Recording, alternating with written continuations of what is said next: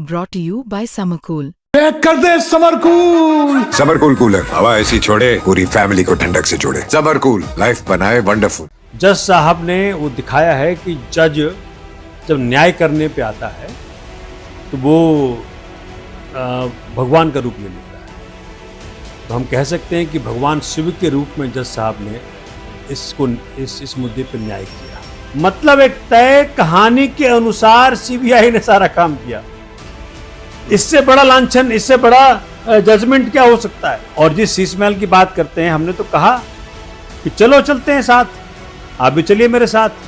आज रेखा गुप्ता जी खोल दें अपना शीश महल, सो कॉल्ड शीश महल। अरविंद जी का एक एक आंसू ना बहुत महंगा पड़ेगा। आम आदमी पार्टी की आत्मा केजरीवाल, और केजरीवाल की आत्मा ईमानदारी।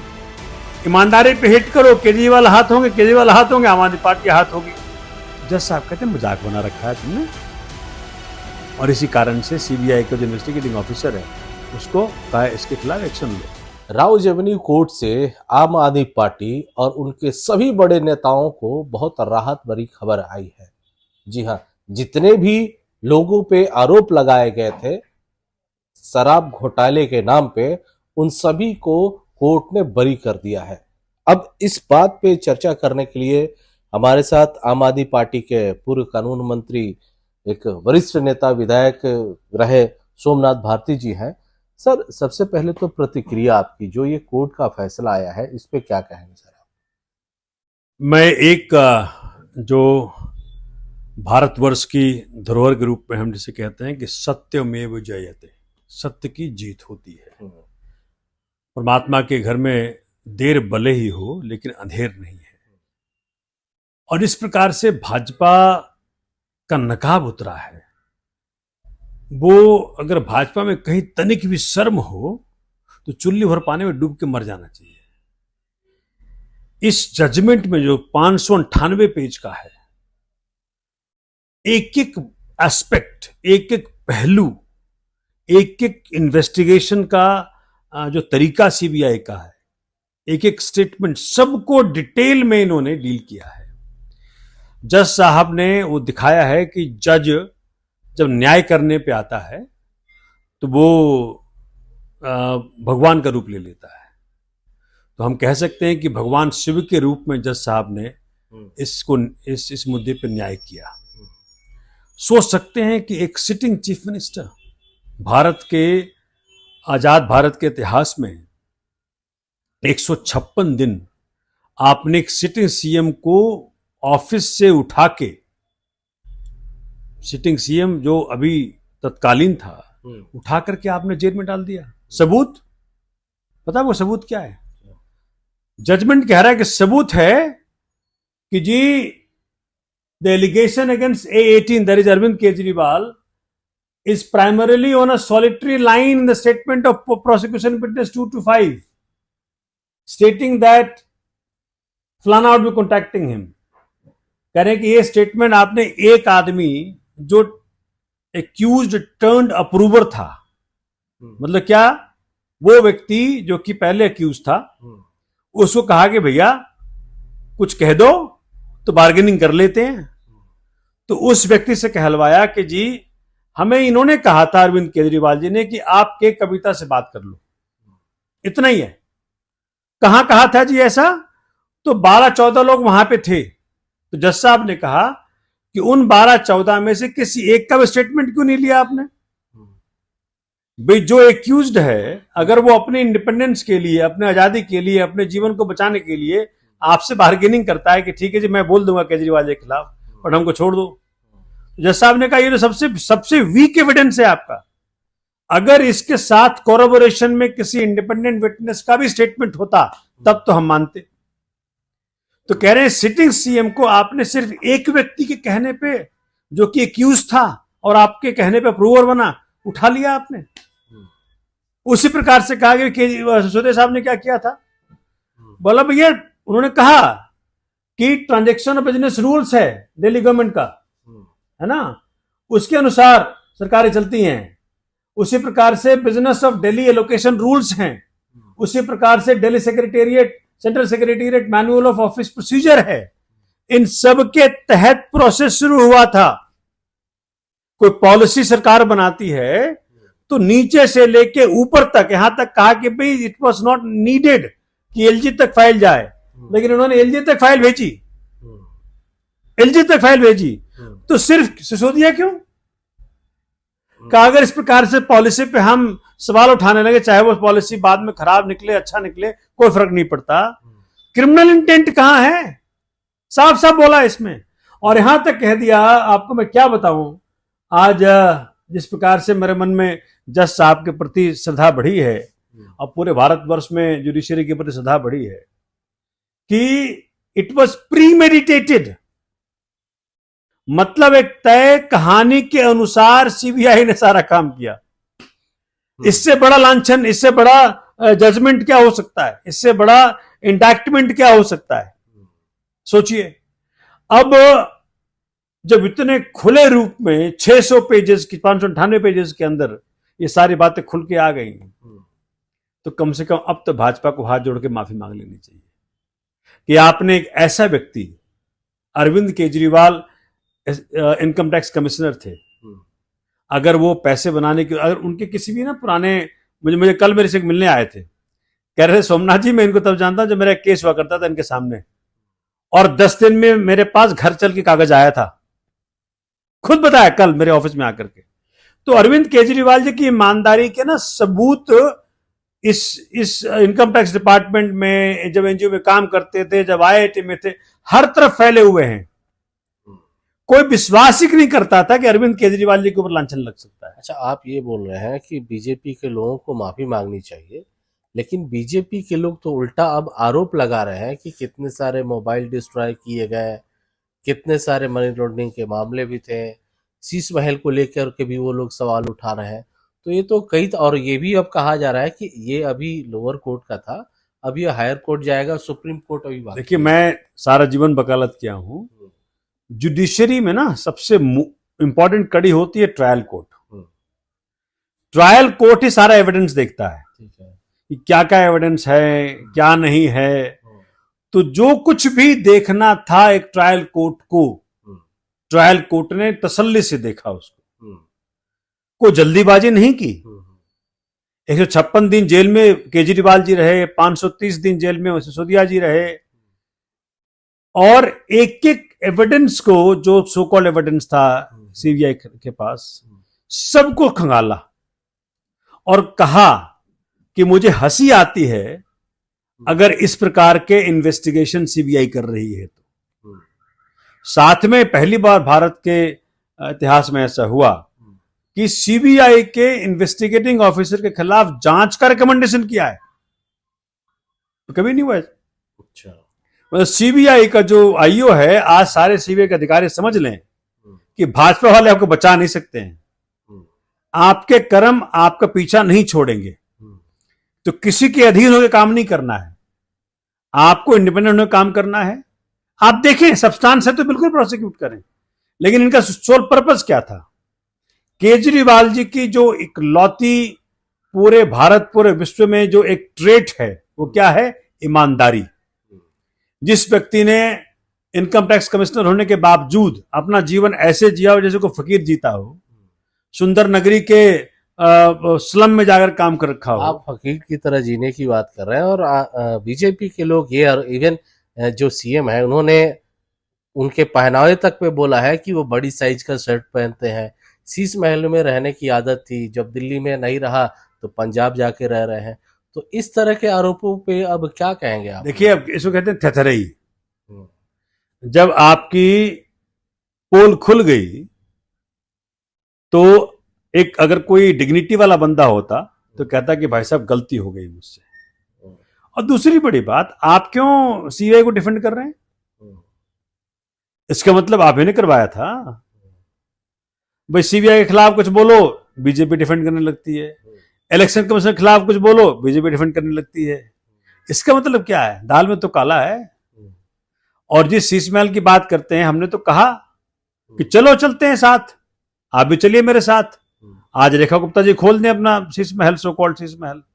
अरे 20,000 करोड़ रुपए का जो आपने राजमहल बनाया है माननीय मोदी जी ने, जो इनको ये सनक चढ़ी कि जो इनके कुछ सांसदों ने कह दिया कि मोदी जी जब से आए तभी से आजादी हुई देश को, तो तब से पार्लियामेंट नया चाहिए, तो नॉर्थ एवेन्यू नया चाहिए, तो पीएम आवास नया चाहिए, तो साउथ एवेन्यू नया चाहिए, सब कुछ नया चाहिए इनको। इस संविधान में नया ले आते, रुक गए 400 संख्या नया, इसलिए मांगा था 400 400 400, क्योंकि उनको संविधान नया चाहिए था। बाबा साहब अम्बेडकर इनको बिल्कुल विश्वास नहीं है। तो ये जो नए की जो सनक चढ़ी, 20,000 करोड़ रुपए का इन्होंने जो आग लगाया। हमारी पार्लियामेंट कौन सी खराब थी, हमारा नॉर्थ एवेन्यू कौन सा खराब था? तो जनता के गरीब देश के गरीब मुल्क में, जहां की जनता को अभी तक आप उपलब्ध नहीं करा पाए हैं 3 वक्त का खाना, आप 80 करोड़ जनता को 5 किलो राशन पे गरीब बना के रखे हुए हो, उस जनता के पैसे की आपने 20,000 करोड़ रुपए आग लगा दी। कर लो ना, चलते हैं। तो मैं कहता हूं कि शीश महल पे भी कर लो एक जांच, वो भी दूध का दूध पानी का पानी हो जाएगा। यानी अब ऐसा लगता है कि आम आदमी पार्टी के जितने नेता है वो इतने कॉन्फिडेंट में इस फैसले के बाद कि कोई भी आरोप हो तो आ जाओ मैदान में, जांच कर लो इंक्वायरी, और लगे तो फिर कार्रवाई कर लो। बिल्कुल, मतलब इस तरह का देखिए माहौल बना हुआ क्या है ना कि जब कोई मन में कोई दुर्भावना नहीं हो ना, जब मन में भगवान की शक्ति हो ना, जब भगवान का आशीर्वाद प्राप्त हो, और कहीं किसी भी कोने में कोई गलत ना किया हुआ हो, तो फिर आप क्या बिगाड़ लोगे हमारा? जेल में रख सकते थे ना, रख लिया। अब आज पूरा भारत पूछ रहा है आपको, यही असलियत मोदी जी आपकी। अरविंद जी ने कल क्या कहा? अरविंद जी का एक एक आंसू ना बहुत महंगा पड़ेगा इनको। उस आंसू पे मुझसे आपसे एक सवाल पूछना था। दिल्ली की जो सीएम है रेखा गुप्ता जी, उन्होंने ये कहा है कि वो आंसू नहीं, घड़ियाली आंसू था, और दिल्ली वाले इस बात को समझ रहे हैं। इस बात देखिए, कभी कभी मर्यादा में रहना चाहिए। अगर कोई ईमानदार रहा हो तो उसको अपनी ईमानदारी पर जब कोई शक करता है ना, जब शक पैदा करने का प्रयास किया जाता है, तब उसको चोट पहुंचती है।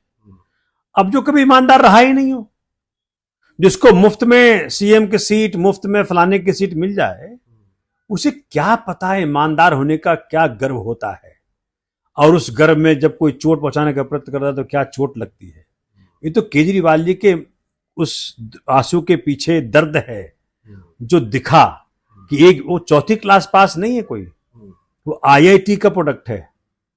आईआईटी का प्रोडक्ट होने के बाद वो टाटा में नौकरी लात मार के निकले थे बाहर, जब सेवा में जुड़े थे, जब कोड़ व्यक्ति हैं उन सबकी सेवा करी थी जाकर के मदर टेरेसा के साथ, जब जगह जगह भटके थे वो, तो वो व्यक्ति है। उसने फिर वो एनजीओ के माध्यम से सेवा करने का प्रयत्न किया, कबीर बनाया, बहुत कुछ किया।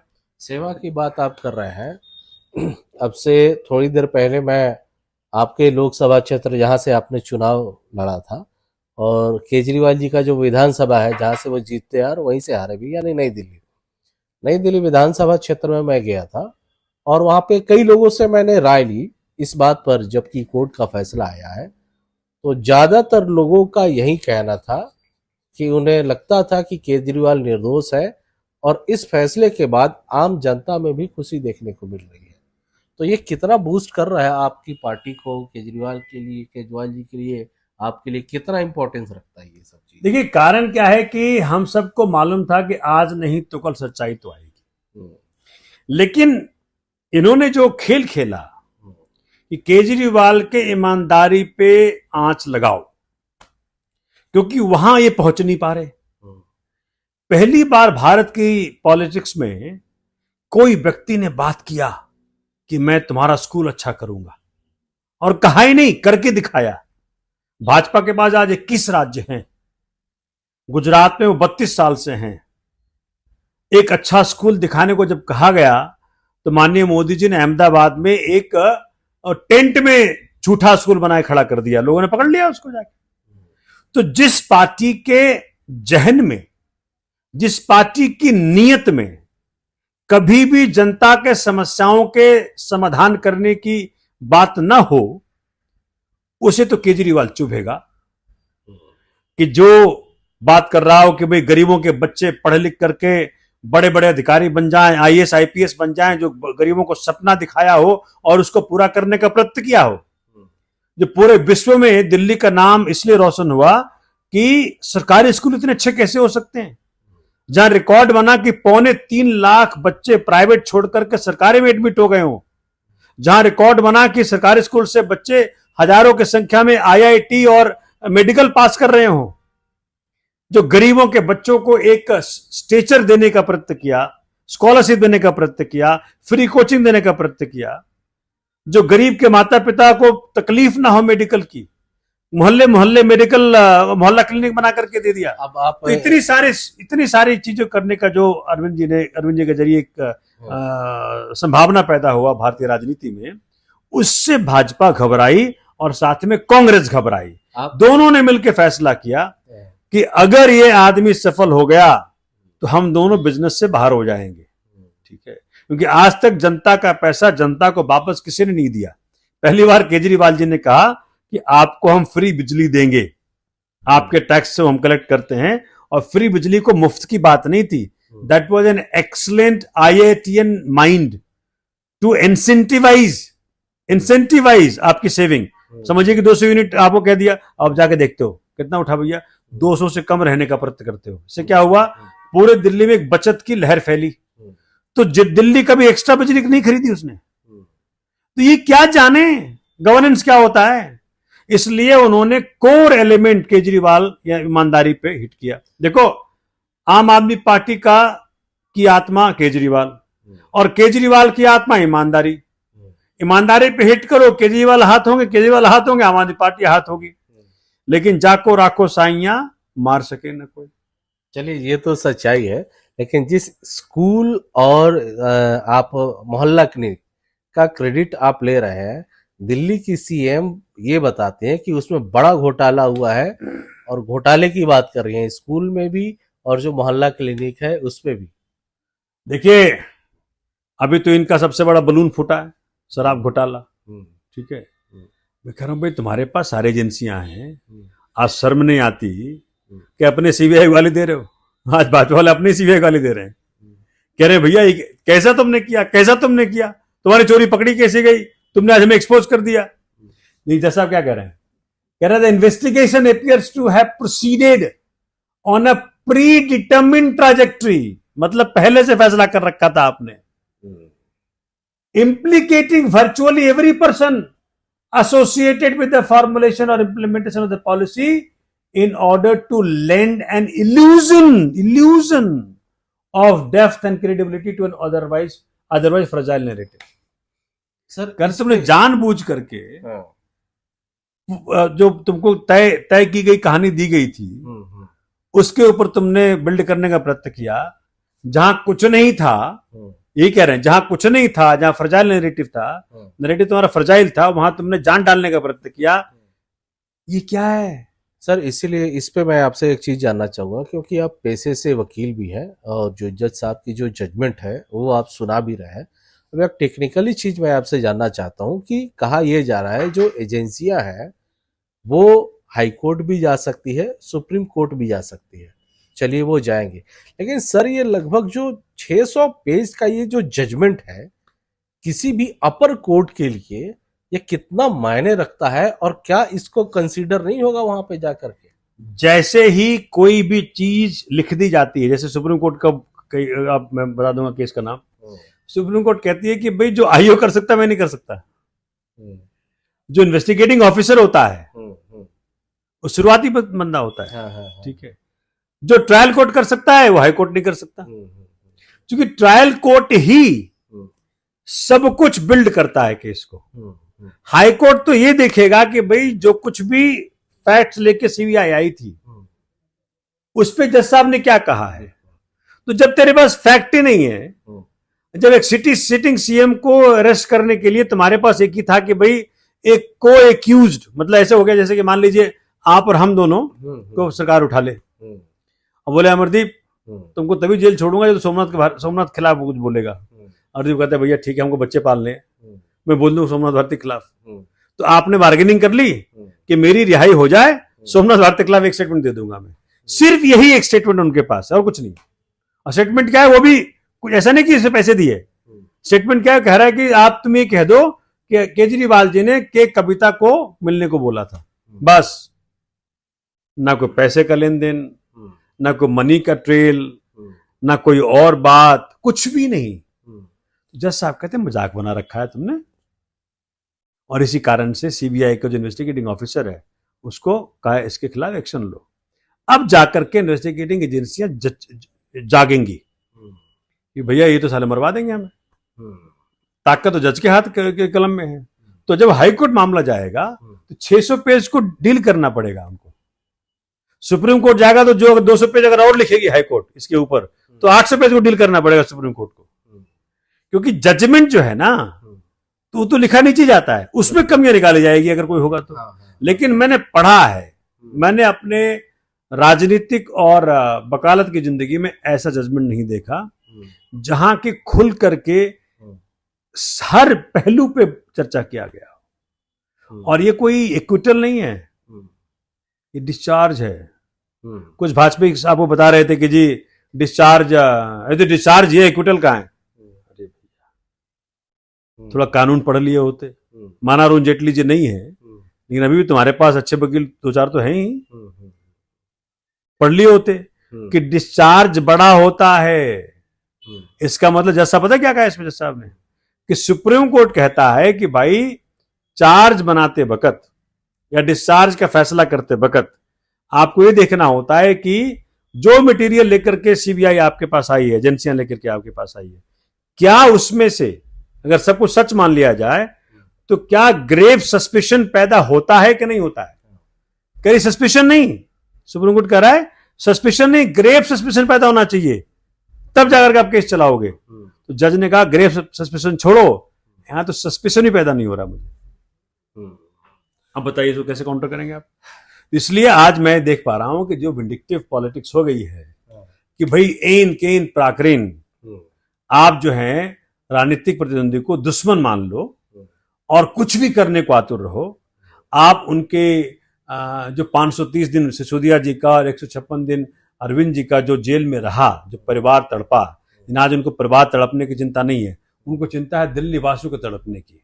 क्योंकि आपने आधार बनाने का प्रत्यय किया कि भाई चिपकाओ इसके ऊपर शराब घोटाला और उस पर हम चुनाव लड़ लेंगे। 27 साल का जो वनवास पूरा करने का प्रत्यय किया भाजपा ने, हर प्रकार का साथ लिया, इलेक्शन कमीशन का साथ लिया, इतना कुछ करने के बाद इन्होंने सत्ता पाई दिल्ली में। आज दिल्ली वाले सब गालियां दे रहे हैं और जजमेंट के बाद तो अब बहुत जनता गुस्से में है। आज चुनाव करा लीजिए और देख लीजिए क्या होता है। तो जनता, ये सवाल मेरा जो आप बोल रहे हैं, ये सवाल मेरा नई दिल्ली विधानसभा में लोगों से भी था कि अगर आज चुनाव होते हैं तो क्या परिणाम आएंगे, और जो आम लोगों का कहना तो आप लोग के पक्ष में ही था कि नहीं जी इस बार तो केजरीवाल जी जीत के आएंगे। कारण क्या है ना कि देखिए इस पॉलिटिक्स में कहाँ मिलता था एमएलए, एमपी, सीएम।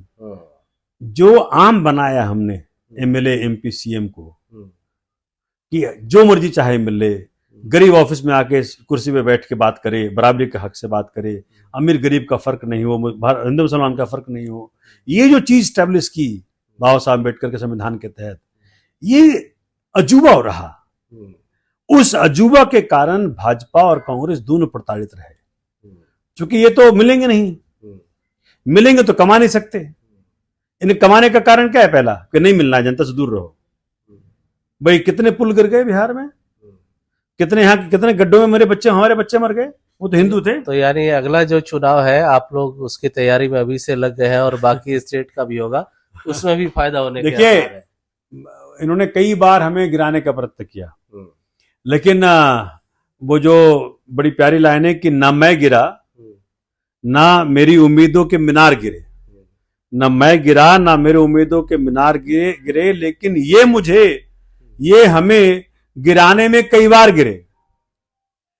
ठीक है, सवाल जहर का नहीं था, सवाल जहर का नहीं था, वो तो मैं पी गया। इन्हें तकलीफ तब हुई फिर भी जब मैं जी गया। सवाल सीबीआई केस का नहीं था, वो तो मैं जेल भी गया, जज साहब के जजमेंट के माध्यम से हम वापस भी आ गए, हम बेदाग भी साबित हो गए, इन्हें तकलीफ तब हो रही है कि फिर भी जब मैं जी गया। तो कम से कम ऐसा तो मत करो भैया कि वो इस प्रकार से देश के जुडिशरी पे सवाल पैदा करो। विश्वास रखो, आस्था रखो, क्योंकि जुडिशरी जो है ना अपने पर अगर आ जाए तो आज मोदी जी को घुटने पे ला खड़ा कर दे। वो तो जुडिशरी कई चीजों से आंख मूंद करके बैठ जाती है कभी कभी। बिल्कुल इसमें कहीं सच्चाई है, बिल्कुल सच्चाई है कि भारत की जो जुडिशरी है या किसी भी देश की, वो अगर अपने पे आ जाए तो कुछ भी हो सकता है। बात करें आम आदमी पार्टी की, आम आदमी पार्टी जब राजनीति में आई थी तो कह के आई थी कि हम राजनीति में इसलिए आ रहे हैं क्योंकि हमें राजनीति बदलना है, जो एक राजनीति का जो ट्रेंड है देश में उसे बदलना है। लेकिन एक वक्त ऐसा आया कि उन पर आरोप लगाया कि ये बदलते बदलते खुद ही बदल गए और घोटालों में इनके नाम आने लगे, कई सारे आरोप लगने लगे, बड़े बड़े नेता इनके जेल जाने लगे। लेकिन फिर वो कहा जाता है ना कि बुरा वक्त जो होता है कभी ना कहीं अगर आप सही हैं तो जरूर खत्म होता है। और एक वक्त आज ऐसा आया है महज 1 साल के अंदर कि आज कोर्ट के फैसले ने ये साबित कर दिया है और ये बिल्कुल कह दिया है कि जिन पे भी आरोप थे वो बिल्कुल निर्दोष है और सख्ती के साथ सीबीआई के खिलाफ भी जो जजमेंट दिया है वो भी याद किया जाएगा। और अब आम आदमी पार्टी की एक तरह से कही जाए तो एक नई पारी शुरू हो रही है और इसका फायदा साफ उनको जनता के बीच में देखने को मिलेगा। अमरदीप कुमार, दिल्ली तक।